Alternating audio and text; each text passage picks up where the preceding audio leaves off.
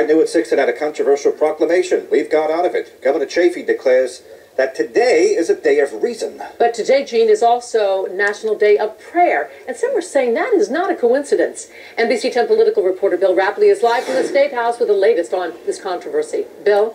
Well, it's definitely not a coincidence. These are both national days, and while Governor Chafee did sign a proclamation for both of these events, the dates were set by the organizations, and the Humanists picked the day of prayer in order to have their day of reason, because they say this is all about a separation of church and state.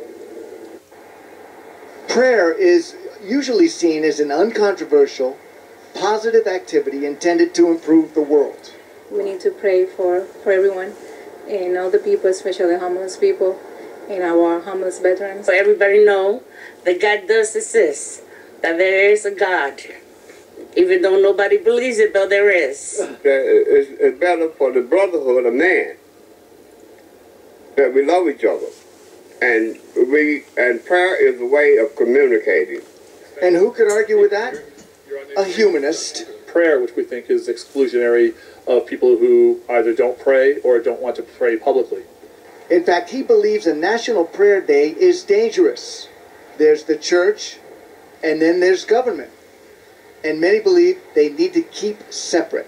10 or 9 town halls today are having day of prayer events at 12 noon.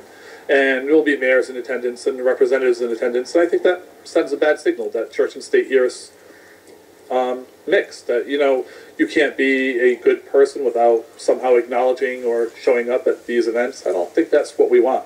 The National Prayer Day dates back to the Cold War, when communism was seen as a godless threat to our democracy.